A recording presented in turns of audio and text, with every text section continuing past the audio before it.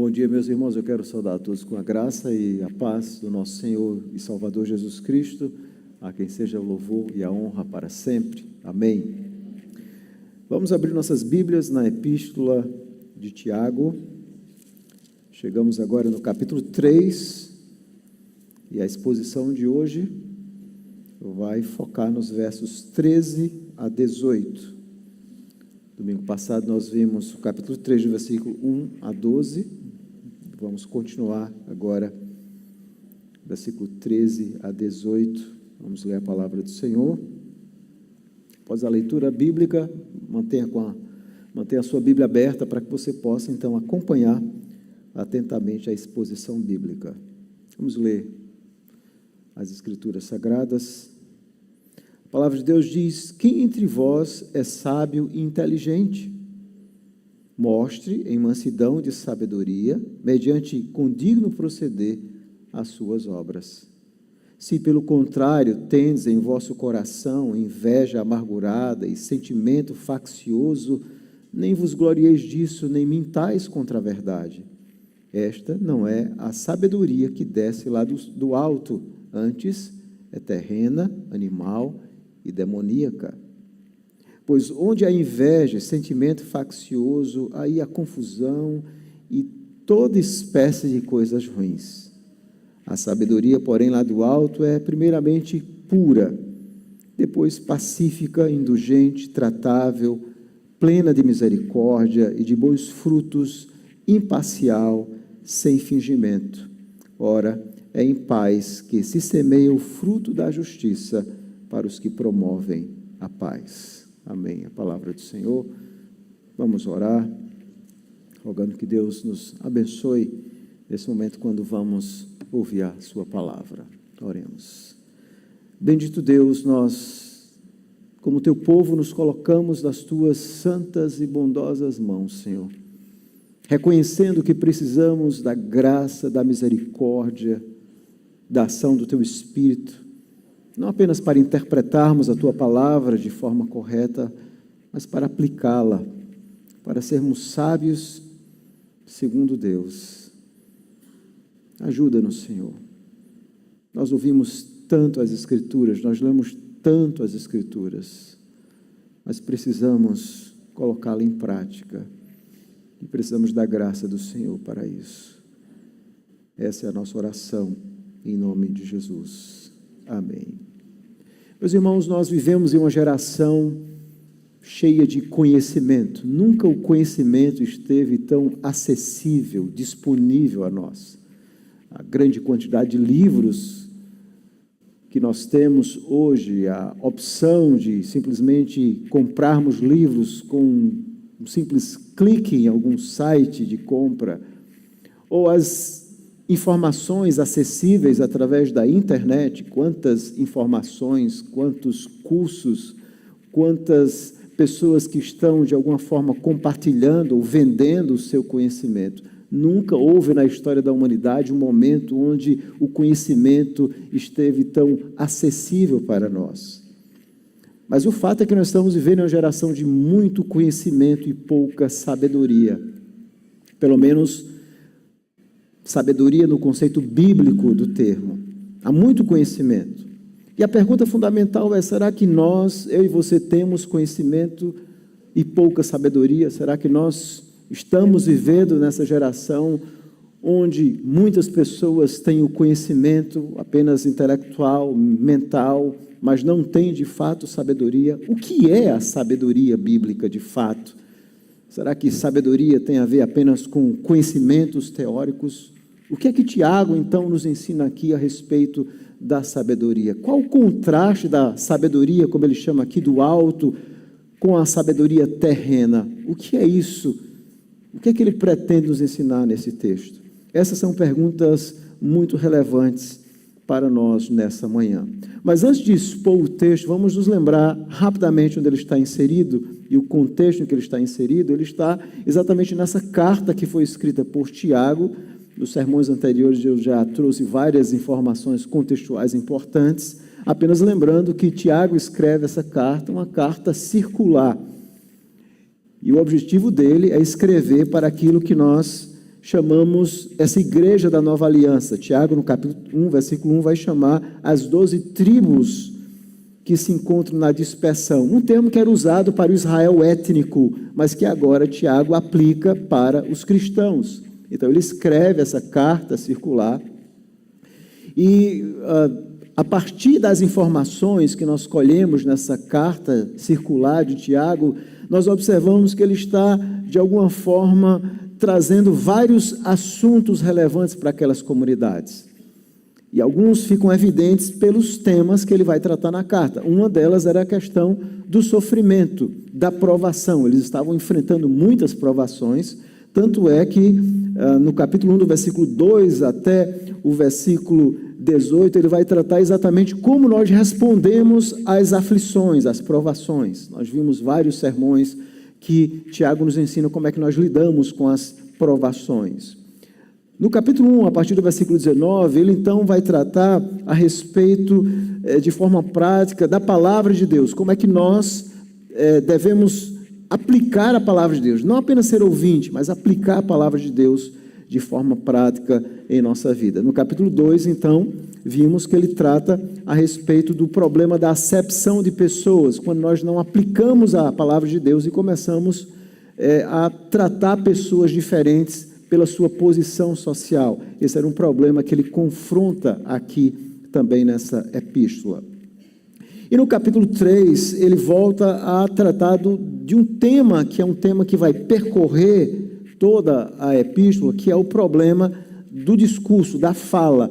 Existiam de fato, e talvez ele tenha sido informado, de várias facções, de várias intrigas, várias brigas que estavam existindo ali entre os cristãos.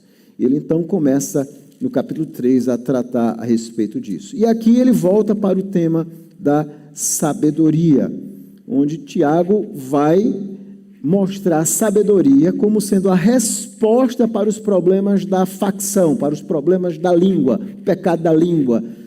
E é muito comum isso, nós vimos no sermão passado, nós termos dificuldade em controlar a nossa língua, nós sermos pessoas que não controlam o temperamento. Tiago, então, vai apresentar, então, qual o remédio para isso? Qual o remédio para uma pessoa descontrolada, uma pessoa que fala demais? Ele vai apresentar o remédio que é a sabedoria do alto, a sabedoria divina. Tiago já havia falado da sabedoria. Não é a primeira vez aqui na epístola que ele vai falar da sabedoria. Por exemplo, no capítulo 1, no versículo 5, ele vai mostrar que a sabedoria ela é muito importante quando você está enfrentando provações. Ele diz assim, olha, se você estiver enfrentando provação, peça sabedoria a Deus, que a todos Deus dá de forma graciosa. Então, peça a sabedoria com fé. Nós vimos que a sabedoria ela é muito importante. E o que é a sabedoria? Apenas repetindo esse conceito bíblico. O conceito bíblico de sabedoria não tem nada a ver com o nosso conceito ocidental de sabedoria. Geralmente nós pensamos que uma pessoa é muito sábia quando ela tem muito conhecimento. Os gregos também pensavam assim. Paulo está vivendo em uma cultura greco-romana, então tanto os gregos como os romanos, eles pensavam muito na sabedoria, como conhecer os filósofos, como ter aquele conhecimento prático das filosofias gregas para aplicar na sua vida, mas esse não era o conceito bíblico, não é isso que Tiago está falando aqui. O conceito de sabedoria que Tiago está tratando aqui é o conceito que nós vamos encontrar, por exemplo, no livro de Provérbios, o que o temor do Senhor é o princípio do saber. Então, o que é a sabedoria bíblica? Sabedoria é aquela pessoa que conhece a palavra de Deus e consegue, então, aplicá-la na sua vida de forma prática. Esse é o sábio. O sábio é aquele que conhece a vontade de Deus, que entende que Deus é o sábio por excelência. Esse é o ensino lá de Provérbios. Deus é sábio e tem todo o conhecimento. Ele nos ensina a sua sabedoria através da sua lei, da sua palavra. E o sábio, então, é aquele que procura, nas diversas circunstâncias, aplicar essa sabedoria. Esse é o sábio. E Tiago diz assim, olha, quando vocês estão enfrentando provações, vocês peçam sabedoria a Deus, porque geralmente, quando nós estamos sendo provados, nós tomamos muitas decisões erradas. Peçam sabedoria. Então ele fala primeiro no capítulo 1, do versículo 5, da sabedoria. Ele vai falar também no capítulo 1, versículo 19, sobre a sabedoria, mostrando que uma característica da sabedoria, 1,19, veja aí, é exatamente estar pronto para ouvir, ser tardio para falar e tardio para se irar. O sábio é uma pessoa que escuta, aprende a ouvir, ele é lento em falar e lento em se irar. É uma característica da sabedoria. Mas o próprio conceito de sabedoria aqui em Tiago está profundamente entrelaçado com o conceito da lei, a lei moral de Deus, conforme nós encontramos ela sumarizada nos 10 mandamentos. Então ele vai mostrar que sábio é aquele que pratica a palavra de Deus. Ele vai falar isso no capítulo 1, versículo 22, tornai-vos, pois, praticantes e não somente ouvintes da palavra, enganando-nos a vós mesmos. Então, o tempo todo ele vai falando dessa sabedoria. Vocês precisam de sabedoria prática. E é por isso que essa é uma epístola importante, porque ela fala muito sobre o cristianismo prático, que é aquele onde nós aplicamos a palavra de Deus no nosso dia a dia, para sermos de fato sábios. E no capítulo 3, então, ele vai tratar desse grande problema, que era o problema dos conflitos gerados pela língua. E como a sabedoria vai ser exatamente esse remédio fundamental para vencermos esses conflitos, quer seja na igreja, quer seja em casa, quer seja em nossos relacionamentos interpessoais. A sabedoria do alto, ela é fundamental para vencermos esses conflitos pessoais. Então, qual a ideia principal aqui do texto? Aqui Tiago está nos ensinando que a sabedoria celestial ou do alto, ela é manifestada através de uma boa conduta, através de uma vida prática, e ela é diametralmente oposta à sabedoria mundana. É detectável, você conhece quando alguém está vivendo de fato a palavra de Deus, ou seja, exercendo essa sabedoria do alto, ou quando ele está seguindo a sabedoria mundana. Agora vamos olhar para o texto em si, capítulo 3, versículo 13 a 18, vamos entender o argumento do texto. Bom, primeiro ele começa com uma pergunta retórica, era muito comum nesse período, Tiago vai usar várias vezes isso, era uma técnica de chamar a atenção dos leitores, quem entre vós é sábio e inteligente. Então, a estrutura é muito simples, ele começa com essa pergunta retórica, seguida ainda no versículo 13, com uma exortação, esse verbo mostrar está em forma imperativa. Então, você tem que mostrar em humildade e sabedoria. E logo em seguida, no versículo 14 até o versículo 16, ele vai mostrar o oposto dessa sabedoria, que é a sabedoria terrena. Então, ele começa com essa pergunta, diz assim, quem é de fato sábio e inteligente? Você precisa mostrar através de uma sabedoria humilde. E o contrário disso, versículo 14 a 16, é a sabedoria terrena, humana. E logo em seguida, o versículo 17 e 18, ele agora vai voltar para a sabedoria do alto, aquela que vem de Deus. Então, o objetivo dele nesse texto é fazer esse contraste entre a sabedoria do alto e as implicações dela na nossa vida e essa sabedoria de baixo ou terrena e as implicações terríveis dela na nossa vida e onde você estiver. Então, qual é a ideia principal? Qual é a tese, o argumento central do versículo 13 ao versículo 18? Será também o tema da exposição do sermão. E aqueles que quiserem notar, podem notar a sabedoria do alto como remédio para a língua pura e seu contraste com a sabedoria terrena. A sabedoria do alto como remédio para a língua pura e seu contraste com a sabedoria terrena. Há 3 ideias aqui, como eu expliquei. A primeira, nessa pergunta retórica no versículo 13, é a demonstração da sabedoria divina através da conduta humilde. A primeira coisa que ele vai mostrar, você demonstra essa sabedoria através de uma conduta humilde. Segundo, versículo 14 a 16, o reconhecimento, fonte e o resultado da sabedoria terrena. Como é que a gente reconhece? Qual é a fonte? E o que é que essa sabedoria terrena ela produz em nosso meio, na nossa vida? Ele vai falar isso no versículo 14 e 16. E por último, ele vai falar da sabedoria do alto, versículos 17 e 18, a identificação e características da sabedoria divina. É um texto bastante lógico, vou repetir para aqueles que quiserem notar. a demonstração da sabedoria divina através da conduta humilde, versículo 13, o reconhecimento, fonte e resultado da sabedoria terrena, 14 a 16, e a identificação e características da sabedoria divina, 17 e 18. Agora vamos analisar verso por verso, começando com essa demonstração da sabedoria divina através da boa conduta, ou da conduta humilde. Observe a pergunta que ele faz: quem entre vós é sábio e inteligente? Nos versos anteriores, ele tinha falado, no capítulo 3, versículo 1, primeiro para os sábios, mas também ele fala para o público em geral. Então, ao que tudo indica, o problema da língua, da facção que estava havendo ali na igreja, tinha a ver com a liderança e tinha a ver também com a igreja em si. Eles estavam enfrentando vários conflitos, e ele então começa com essa pergunta: quem dentre vós é sábio e inteligente? E o objetivo dessa pergunta é evocar uma resposta, chamar a atenção dos leitores, assim: como é que a gente reconhece de fato alguém que é sábio e inteligente? Essa é a tese, é a pergunta que vai, de alguma forma, levar aqueles primeiros leitores, e a mim, a você que estamos lendo a Bíblia, a pensarmos: como é que eu detecto a pessoa sábia e inteligente? Obviamente, sábio aqui no conceito bíblico, não no conceito greco-romano, de alguém que tem um status profissional. Existia, inclusive, as pessoas, na sociedade greco-romana, existia até um status para as pessoas que eram sábias, mas não é isso que Tiago está pensando. Ele está pensando no conceito bíblico de sabedoria. Quem é o sábio? Como é que a gente encontra essa pessoa sábia?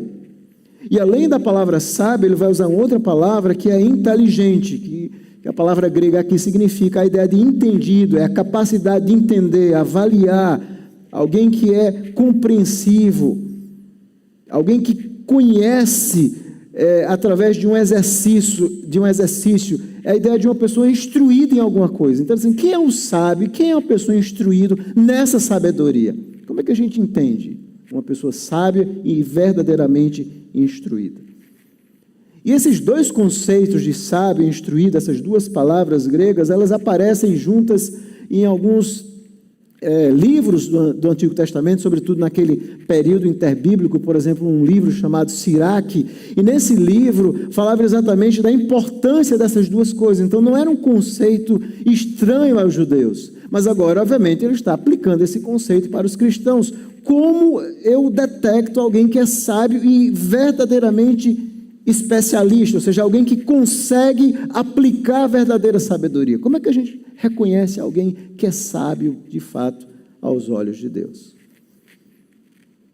E a resposta dele é bem inusitada, porque ele vai responder, ainda no versículo 13, ele diz assim: mostre em mansidão de sabedoria. Literalmente, esse verbo, na forma imperativa, tem uma ideia de uma injunção, de uma força, diz assim: então você deve mostrar em mansidão. A palavra para mansidão aqui, na sua versão, algumas versões têm humildade ou gentileza, mas uma tradução melhor seria: mostre em humildade de sabedoria. Então, a primeira característica de alguém que é sábio segundo Deus é a humildade. A sabedoria, ela não se mostra quando alguém evoca para si grandeza, espiritualidade, ou se acha melhor do que os demais. Muito pelo contrário, ele diz: não. Então, como é que eu conheço alguém que é sábio e inteligente? Bom, é simples. Primeiro, essa sabedoria, a vida dele, quando ele está vivendo e aplicando a palavra de Deus de forma prática, ele é humilde. Mostre, então, em mansidão, em humildade de sabedoria. A sabedoria, ela é sempre humilde. E ele continua: mediante o condigno proceder às suas obras. Então, ele vai, obviamente, aqui, essa ideia de um proceder correto, de um proceder que agrada a Deus, a ideia de um procedimento, de uma vida. Como é que eu conheço alguém sábio? Alguém que é humilde e alguém que vive as Escrituras através da sua vida, das suas obras. Eu conheço alguém que é sábio de fato aos olhos de Deus, e relembrando, sábio significa alguém que aplica a palavra de Deus no seu dia a dia, e eu conheço essa pessoa pela sabedoria e pela forma de vida dela. Não é o discurso, é a vida. É assim que nós conhecemos um homem de Deus, uma mulher de Deus sábio. É como você aplica a palavra de Deus no seu dia a dia. Não na igreja. A igreja, viver em igreja, aqui todo mundo é crente. Se bem que às vezes é difícil também viver em igreja. Mas nos conflitos, nas dificuldades, lá no seu trabalho, como é que você aplica a palavra de Deus no seu dia a dia, no seu trabalho, lidando com pessoas descrentes, sendo muitas vezes confrontado com a sua fé? Como é que você consegue aplicar quando você tem que tomar decisões fáceis ou difíceis no seu dia a dia? O sábio é esse, é aquela pessoa que consegue fazer com que a palavra de Deus seja prática na sua vida. Mas ele faz isso com humildade, a sua conduta. Um sábio, ele não diz que ele é sábio. Esse é um ensino maravilhoso de Tiago. Um sábio, nós reconhecemos ele pela sua forma de viver e de agir. Esse é sábio. Essa é uma mulher sábia. Quem é sábio, inteligente? Geralmente nós pensamos sábio, inteligente, bom, alguém que estudou muito, tem muito conhecimento. Nada errado sobre conhecimento. É bom estudar, ler bons livros, ter um conhecimento teológico aguçado. Isso é maravilhoso. Mas isso sem prática, isso não é sabedoria bíblica. Então Tiago começa exatamente mostrando como nós identificamos, como é que a sabedoria divina é demonstrada. É através da vida. É simples assim. A humildade. Toda pessoa prepotente não é sábia. Você já sabe que ela não é sábia. Porque a sabedoria não age assim. E ele continua então agora, a partir do versículo 14. Vamos olhar aí nas nossas Bíblias. Ele vai falar, do versículo 14, 16, do reconhecimento da fonte e resultado da sabedoria. Se, pelo contrário, essa condicional é importante, porque ele vai mostrar o contrário da sabedoria. Veja, a sabedoria correta é aquela que é mansidão e aquela que é demonstrável na vida. Mas se, pelo contrário, versículo 14, tendes em vosso coração inveja amargurada e sentimento faccioso, não vos glorieis disso, nem mintais para isso. Então, ele está mostrando exatamente aqui o oposto. Mas se vocês têm esse tipo de sentimento, algumas características que Tiago vai mostrar aqui, que apontam para essa sabedoria mundana. A pessoa pode ser a pessoa mais inteligente, se dizer a mais espiritual, mas através da vida dela, de atitudes dela, você vai entender que ela não tem sabedoria nenhuma do alto. E Tiago está nos ensinando isso aqui. Mas se vocês tiverem no coração de vocês, primeiro ele vai falar sobre a inveja amargurada. Essa palavra inveja aqui, talvez alguma versão tenha ciúme ou zelo. Essa palavra pode ser traduzida de 3 formas na língua grega. Então, tanto ela pode ser traduzida por inveja, zelo ou ciúme. E essa palavra aparece no Novo Testamento, às vezes em um sentido positivo e às vezes em um sentido negativo. Por exemplo, a Bíblia vai dizer que Deus tem ciúme, Deus tem zelo do seu povo. É essa mesma palavra, no sentido positivo, no sentido de ter preocupação. Então, a palavra pode ter um sentido positivo, mas ela, algumas vezes, dependendo do contexto, tem esse sentido negativo de inveja, de ciúme. Parece que é exatamente isso. O significado dessa palavra na língua grega é ter uma preocupação profunda ou devoção a alguém ou alguma coisa. Então é quando você tem uma devoção muito grande, uma preocupação muito grande por alguém. É um ciúme, é um zelo excessivo. E que aqui parece que era a ideia de uma inveja, uma preocupação excessiva com a vida das outras pessoas. Era uma inveja amargurada, um ciúme amargurado. Pungente, essa ideia de amargurado, algo ressentido, essa ideia aqui na língua grega, aquele ciúme ressentido. Se vocês têm no coração de vocês esse ciúme ressentido e sentimento faccioso, aqui é uma única palavra, nosso tradutor usou 2 palavras, mas é uma única palavra na língua grega, que literalmente significa a ideia de rivalidade, ambição egoísta, hostilidade. Era isso que estava acontecendo.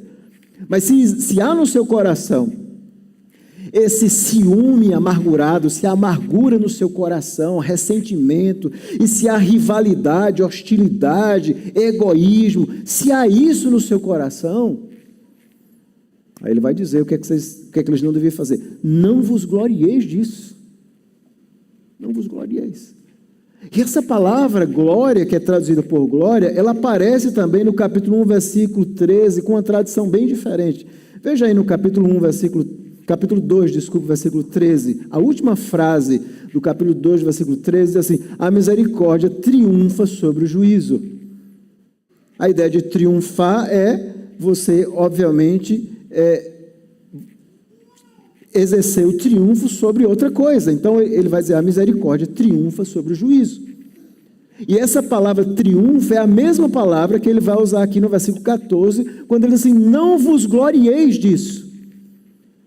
Então qual é a ideia aqui? A ideia que Tiago está dizendo é que geralmente quando você tem rivalidade no seu coração com respeito a alguém, a alguma pessoa, você tem aquele sentimento de que você triunfou sobre ela, de que você ganhou, de que naquela confusão, naquela briga, naquela rivalidade, você ganhou. Você diz assim: ah, eu acabei com ela, eu destruí. Então Tiago diz assim: não se gloriem disso, dessa inveja no coração, dessa rivalidade, desse sentimento faccioso. Vocês não têm que se gloriar de estarem triunfando sobre alguém. Não se gloriem com esse sentimento de triunfo. Não façam isso. E aqui está em uma forma imperativa, no sentido de uma injunção, de exortação. Não façam isso. Não façam isso. E a outra coisa que ele diz no final do versículo é: nem mintais contra a verdade. Mais uma vez, de uma forma imperativa, ou seja, não mintam contra a verdade. E o que tem a ver essa ideia de mentir contra a verdade? Por quê? Porque a verdade aqui na mente de Tiago tem a ver com a palavra de Deus. Ele vai falar isso no capítulo 1, se você voltar um pouco, no versículo 18, ele diz assim: pois segundo o seu querer, ele nos gerou pela palavra da verdade, para que fôssemos como que primícias das suas criaturas. Então Deus nos gerou pela palavra da verdade. Deus nos deu os mandamentos, os 10 mandamentos, como resumo dessa palavra da verdade. Então, quando nós estamos agindo assim, nós estamos mentindo contra a verdade. Nós estamos dizendo assim: não, Deus está errado, eu estou certo. Eu estou certo. O certo sou eu.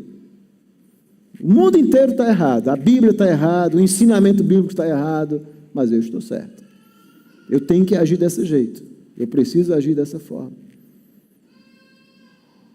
E geralmente nós nos vangloriamos contra a pessoa. E Tiago diz assim: não tem esse sentimento de triunfo sobre ninguém. Nem minta contra a verdade. Você está mentindo, você está dizendo que Deus está errado, você está certo em agir assim. Não faça isso. Não faça isso. E agora ele vai dizer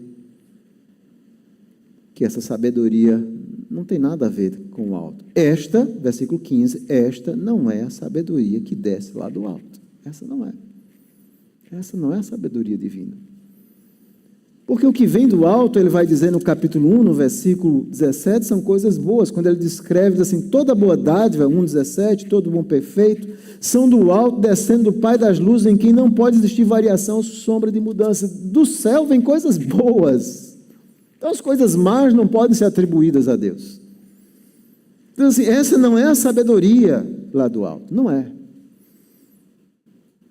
É por isso que quando nós vemos os sentimentos, as facções, as brigas e as confusões, isso não tem nada a ver com Deus. Isso tem a ver com a nossa natureza. E que tipo de sabedoria é essa? Ele vai dizer no versículo: antes, ela é o quê? Ele vai usar 3 palavras para definir essa sabedoria. Antes, ela é, primeira coisa que ele diz, ela é terrena. E aqui, literalmente, essa palavra terrena pode significar, ela é terrena aqui, tem a ideia de mundo, sistema de valores, terrena aqui no sentido desses valores, desse sistema de valores humanos que são contrários à palavra de Deus. Às vezes a palavra mundo ou terrena aparece exatamente nesse sentido, como um sistema. Veja, o mundo ele tem um sistema de valores, ideologias, forma de pensar, uma visão de mundo. Todos nós temos uma visão. Às vezes nós construímos essa visão através da observação de pessoas, da criação familiar, ou às vezes as nossas próprias ideias. Nós achamos, não, mas eu tenho que agir dessa forma. Eu sou assim mesmo. Essa sabedoria que é marcada pela inveja, por rivalidade, por vencer sobre o outro, ela é humana. Isso aí não tem nada a ver com Deus. Ela é humana. É um sistema de valores do mundo, desse mundo caído, desse mundo que não tem prazer em seguir a palavra de Deus. Ela é humana, ela é terrena. E a segunda coisa que ele diz, ela é animal. Essa talvez não seja uma tradução. A palavra pode ser traduzida. Eu expliquei essa palavra no sermão de domingo passado, quando eu estava pregando sobre Judas, capítulo 1, versículo 9, e Judas, e o nosso tradutor vai traduzir essa palavra como sensual. Parece duas coisas bem contrárias, né? Judas, capítulo 1, versículo 9. Mas o que é que significa essa palavra aqui para animal? Essa palavra na língua grega era relativa ao fato de algo ser material físico, especialmente em relação àqueles processos naturais. Então, a ideia de uma coisa física, natural, em oposição ao espiritual. A ideia de você agir pelos sentidos. Então, o que ele quer dizer é o seguinte, é que essa sabedoria, ela é carnal, ela é de acordo com os desejos do nosso coração. É isso que ele está querendo dizer. Animal é nesse sentido. Ela não segue os princípios de Deus, da palavra de Deus, do Espírito de Deus. Ela é profundamente física, natural. São os instintos pecaminosos do nosso coração. E ele vai falar a respeito disso no capítulo 1, desses desejos desequilibrados.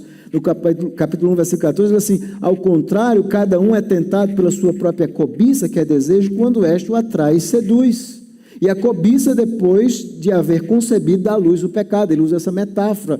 Ele diz assim, olha, primeiro vem essa cobiça, esses desejos pecaminosos que nos testam, que nos levam a pecar contra Deus.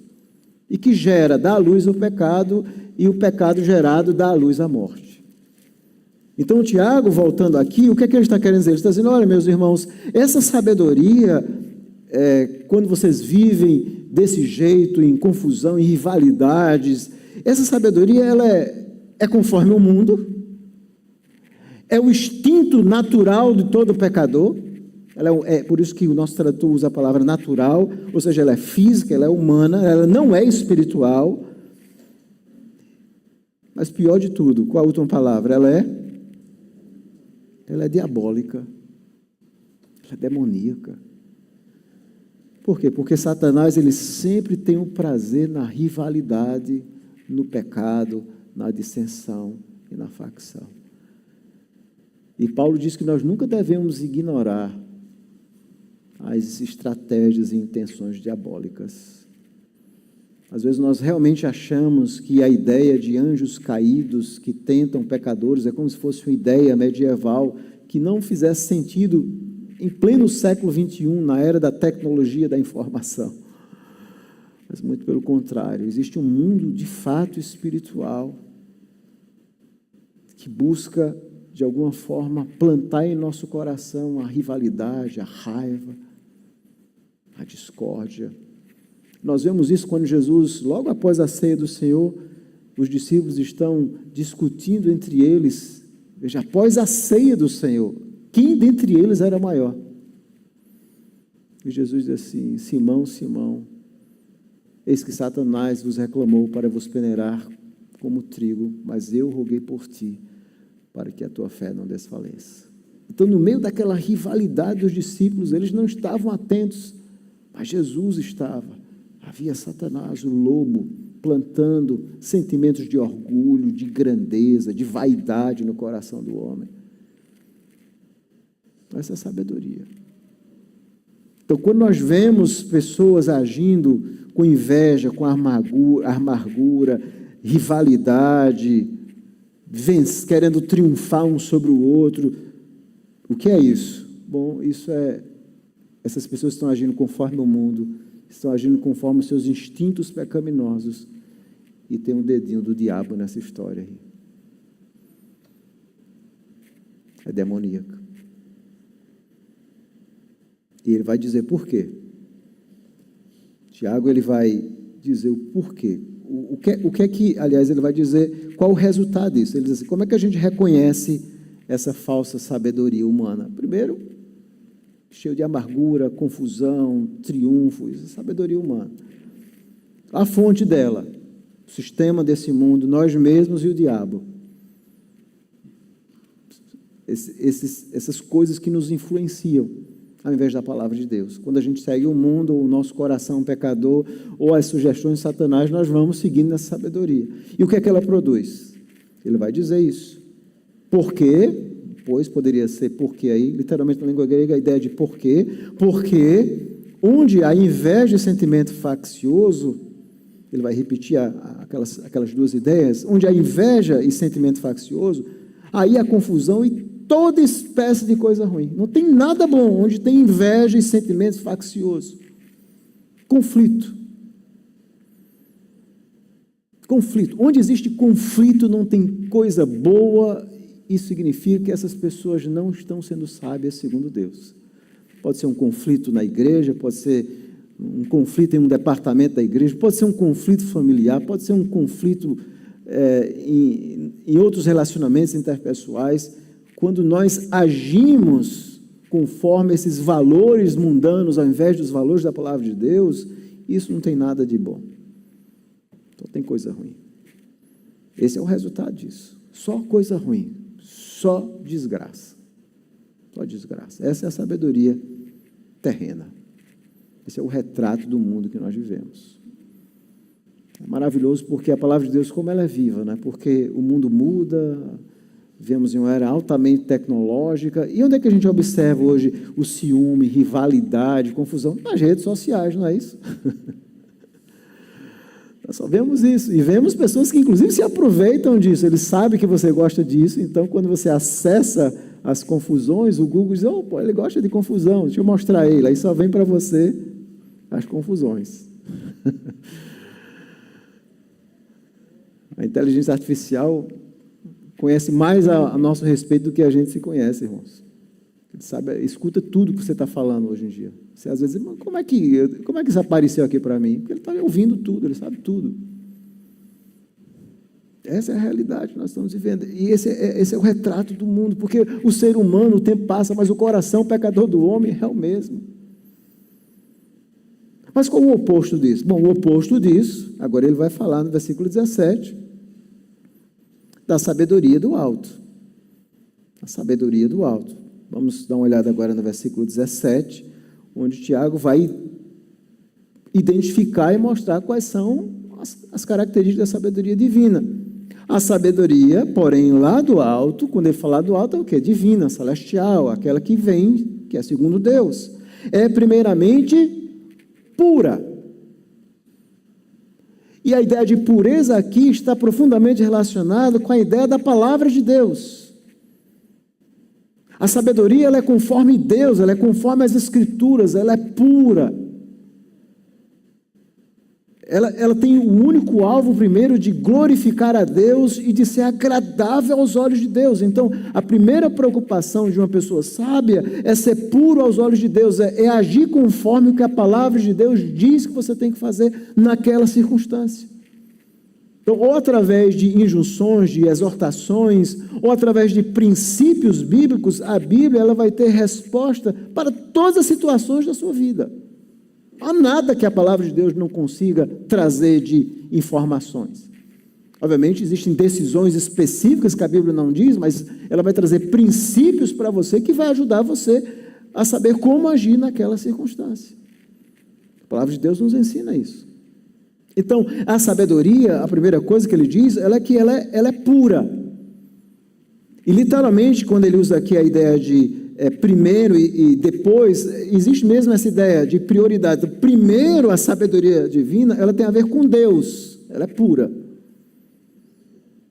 Ela é agradável aos olhos de Deus. Ela é essencialmente pura. Essa sabedoria, ela inclui também, em segundo lugar, ele vai dizer que ela é depois, ou seja, ela é pacífica, ela busca a paz. É exatamente isso que Jesus ensina, que nós devemos ser pacificadores, ou seja, pessoas que buscam fazer a paz, que pagam um preço para construir a paz, não aquela paz em qualquer custo. Às vezes nós precisamos tratar do problema de forma dura para que a paz ocorra. O que Tiago não está dizendo é feche os olhos para o erro, feche os olhos para o pecado, não é isso que ele está dizendo. Por quê? Porque, em primeiro lugar, a sabedoria ela é pura, ela precisa ser conforme a palavra de Deus. Mas se ela é pura, conforme a palavra de Deus, ela vai ser também pacífica, ou seja, ela vai produzir paz. Porque o objetivo de você em um conflito, em um litígio, o objetivo de você não é vencer sobre o outro, mas estabelecer a verdade de Deus naquela circunstância ou naquela situação. É isso que você quer. Eu quero a paz, eu quero a pacificação. Eu viso o bem do próximo. Ela é pacífica. Em terceiro lugar, ele diz que ela é indulgente.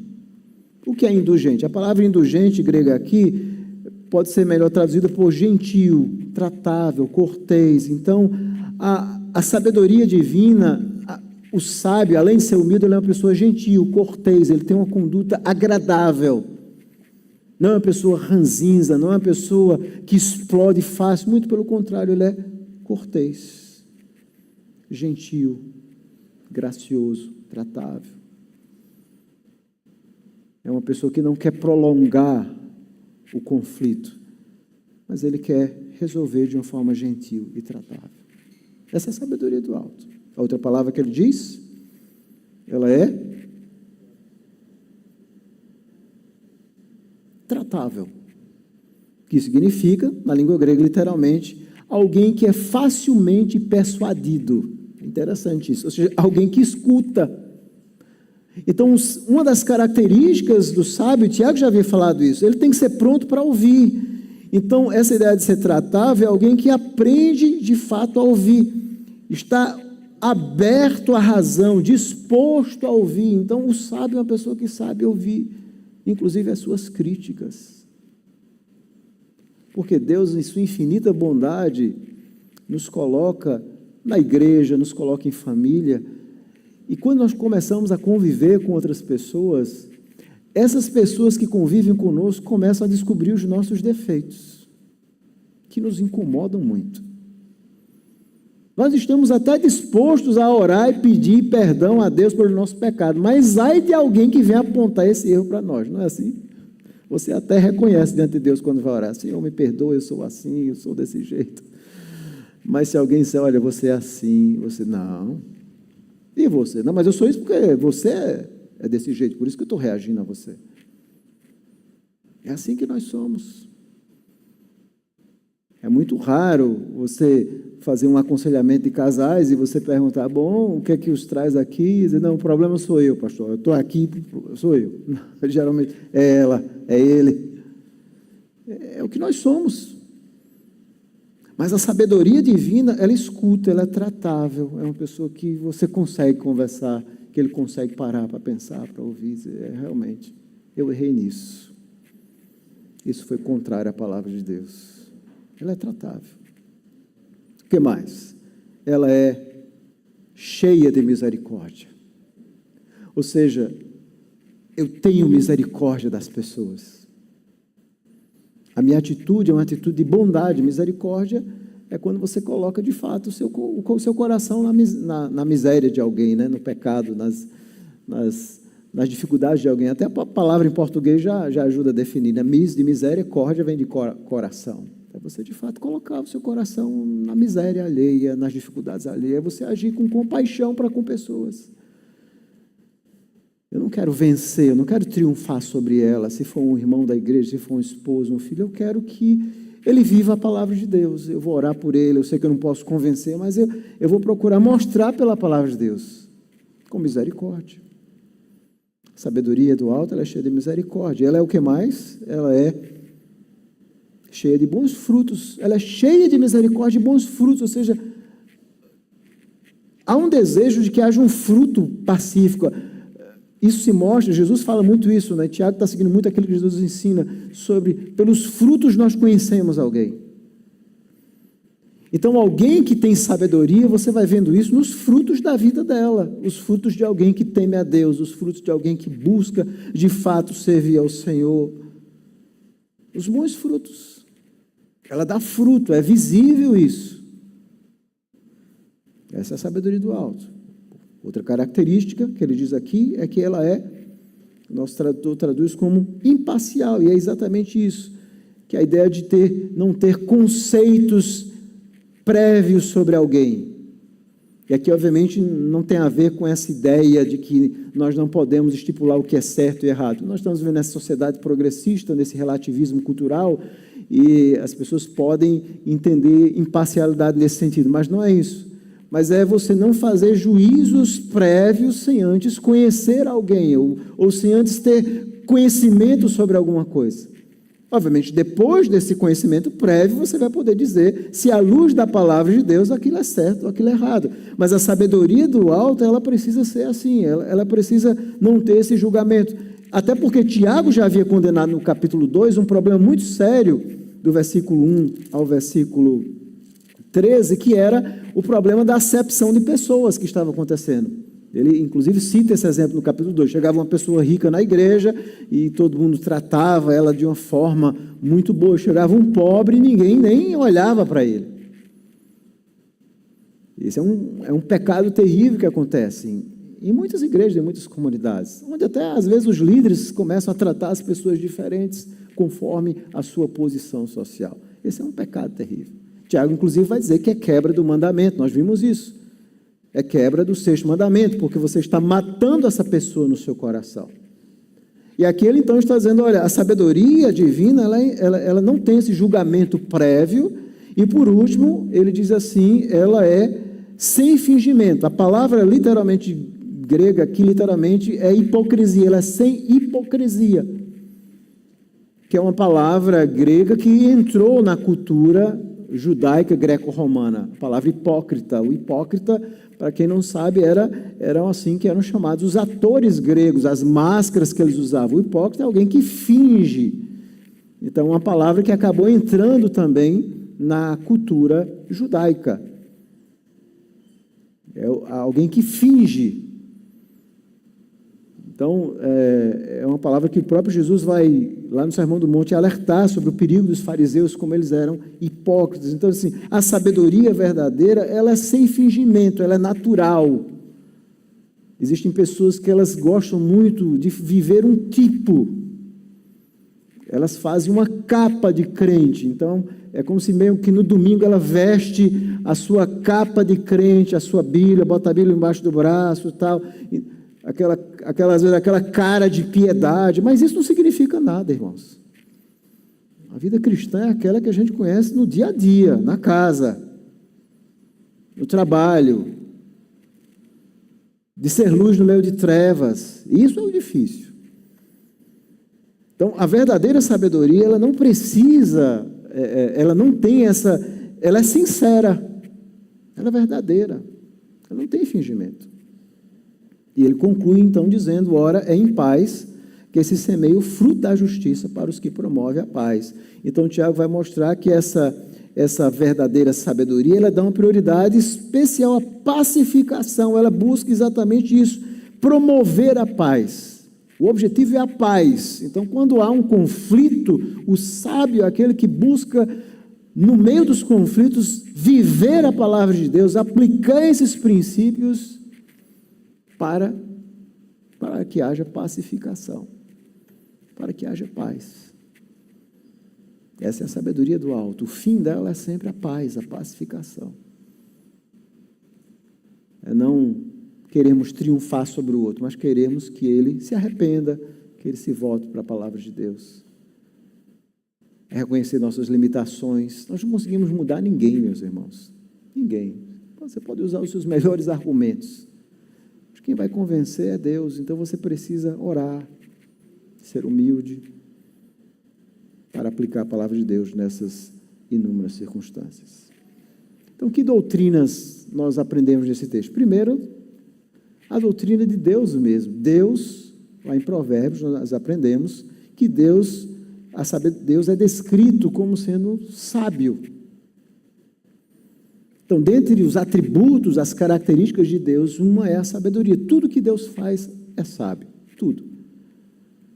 E a gente percebe essa sabedoria de Deus não apenas na criação, na forma como Ele fez o universo, mas também na forma como Ele controla toda a história da humanidade. E a forma de Deus controlar a humanidade, tem até um livro interessante que eu recomendo, do Greg Beale, chamado Inversões Redentoras, onde ele vai mostrar que Deus sempre faz com que as coisas simples prevaleçam sobre as grandes, para mostrar que só Ele é grande. Vocês já observaram? É sempre a simplicidade. Deus sempre faz isso. O próprio nascimento de Jesus Cristo. Deus havia prometido a Davi que um descendente dele seria rei sobre todas as coisas. Mas quando Jesus vem, o descendente de Davi era José e Maria. No momento mais baixo da história real. É dentro desse contexto que Deus faz com que venha o seu Filho, o Salvador, de forma humilde, para humilhar aquelas que são grandes. Que escolhe Maria, Maria no seu cântico reconhece isso, como Deus inverte as coisas. Porque Deus é sábio, Ele quer mostrar exatamente isso. Mas essa sabedoria divina é manifestada de forma maravilhosa, sobretudo na pessoa bendita de Cristo. É isso que Paulo diz em 1 Coríntios, no capítulo 1, versículo 31, porque quando as pessoas olham para o Evangelho, para Cristo, na mente deles isso é loucura. Deus se fazer carne, Deus se fez carne, Deus, homem, Cristo, para morrer por pecadores, veio nesse mundo. E por que Deus não fez uma outra forma de salvar o homem, né? E Paulo diz o seguinte, em 1 Coríntios capítulo 1, versículo 30, ele diz assim: mas vós sois dele, em Cristo Jesus, o qual se nos tornou da parte de Deus sabedoria, justiça e santificação e redenção, para que, como está escrito, aquele que se glorie-se no Senhor. Então, Cristo é a própria sabedoria de Deus. É nele que nós vamos encontrar essa sabedoria, enviar o seu próprio Filho. Que sabedoria! É por isso que o Evangelho é uma coisa tão gloriosa que Pedro diz na sua epístola que os anjos anelam para escrutar, que até os anjos ficavam admirados sem entender como seriam os planos redentores de Deus. Você já imaginou? Veja, antes da encarnação existia o Pai, o Filho e o Espírito Santo, mas não existia um corpo, o Filho não tinha um corpo. Existia o Pai, Deus é Espírito. E de repente agora, a segunda pessoa da Trindade se faz carne e se torna Deus homem para salvar pecadores como eu e você. E Jesus então sobe aos céus como Deus homem, e agora nós temos sentado à direita de Deus um Deus homem. Os anjos viram uma profunda mudança no próprio céu, porque agora existe um Deus homem. Jesus é perfeitamente Deus, mas Ele é perfeitamente homem. Que sabedoria de Deus! Que coisa gloriosa! Até os anjos se admiram. Os planos de Deus. E em Cristo nós encontramos essa sabedoria, não apenas nessa obra salvadora, mas essa sabedoria para viver nesse mundo. Nós estamos vivendo um mundo onde nós precisamos da sabedoria de Deus. E as aplicações são muito claras aqui. A sabedoria cristã, meus irmãos, ela é reconhecida pelo modo de vida de uma pessoa. Não o que ela diz. Você conhece um sábio cristão quando ele abre a boca, quando ele fala, quando ele interage. A sabedoria não tem a ver com o arquétipo que nós criamos para o nosso corpo, para a nossa voz. Não importa a personalidade, importa o que Deus faz na sua personalidade. A sabedoria de Deus é essa obra que o Espírito faz em nós. E Paulo, obviamente, Tiago não fala especificamente a respeito disso, mas Paulo nos diz que o fruto do Espírito é que produz exatamente isso, a bondade, a mansidão, o domínio próprio, essas coisas que nós não conseguimos produzir nós mesmos. A sabedoria cristã, ela é fácil de detectar. Mas o contrário também é verdade. O ciúme, a ambição, a rivalidade, tudo isso demonstra sabedoria terrena. que é caracterizada por esse individualismo extremo e destrutivo, onde os homens sempre priorizam a si mesmos. Nós estamos vivendo agora num momento de extremo individualismo. A sociedade vem construindo essa ideia de individualismo e nós estamos chegando no extremo onde a pessoa define o que ela quer ser e ponto final, não importa se aquilo faça sentido ou não. Isso é o extremo do individualismo. Estamos vivendo esse momento caótico. E nós, como povo de Deus, somos chamados agora a não seguirmos o mundo, nem o nosso coração, nem as sugestões diabólicas, mas seguirmos a palavra de Deus, para colocarmos ela de forma prática na nossa vida, para sermos pacificadores, para termos o fruto do Espírito em nós, para que Deus, então, produza isso na nossa vida, nos nossos relacionamentos interpessoais. Nós precisamos, irmãos, desesperadamente dessa sabedoria em nossos dias, na nossa vida. Você como pai, como esposa, como mãe, como trabalhador, como trabalhadora, todos nós precisamos dessa sabedoria divina na nossa vida. Sabe por quê? Porque todo dia nós tomamos decisões, toda hora nós abrimos a boca, toda hora o nosso pensamento vai para algum lugar. E as nossas palavras, os nossos pensamentos precisam ser agradáveis na presença de Deus. É o que diz o salmista, que as palavras dos meus lábios e o meditar do meu coração, o restante do salmo é o quê? Sejam agradáveis na tua presença, Senhor. É isso que nós precisamos viver de fato, essa sabedoria. Que Deus nos ajude a sermos crentes práticos. Crentes teóricos nós já temos muitos. Nós precisamos viver a palavra de Deus. Que Deus nos ajude, irmãos, a colocarmos em prática tudo isso que ouvimos nessa manhã. Se aproxime de Deus. Clame pela assistência do Espírito. Clame para Ele produzir no seu coração o fruto. Não obras de carne, rivalidade, facção. Tudo isso são obras de carne. Mas para que Deus produza em nosso coração verdadeiramente o fruto do Espírito. Que Deus aplique essa palavra no nosso coração. Vamos orar. Bendito Deus, nós somos gratos por esse momento, quando o Teu povo, na Tua presença, reconhece que precisa da sabedoria do Senhor. Precisamos da sabedoria do Senhor. Precisamos da Tua sabedoria para viver nesse mundo, Senhor.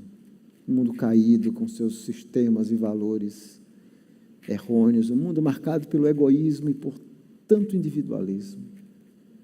Tem misericórdia de nós, porque facilmente nós somos muitas vezes influenciados.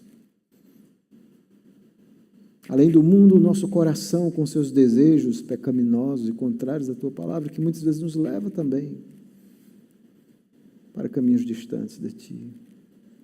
Temos também terríveis influências demoníacas, diabólicas, que buscam também plantar em nosso coração amargura, rivalidade, inveja, facção. Eu quero rogar que o Senhor nos dê, de fato, um retorno à Tua palavra, porque é na Tua palavra que nós encontramos essa sabedoria, Senhor. Nos ajuda a meditar todo dia nas Escrituras, a orar diariamente, a termos uma vida mais perto de Ti. Precisamos da Tua graça, Senhor, para não seguirmos os impulsos pecaminosos do nosso coração. Nos ajuda, socorre aqueles que estão enfrentando talvez conflitos familiares, ou conflitos interpessoais, ou conflitos no trabalho. Dá sabedoria a eles, para encontrarem na Tua palavra o caminho certo para agir nessa circunstância. Tem misericórdia de nós. Essa é a nossa oração, em nome de Jesus. Amém.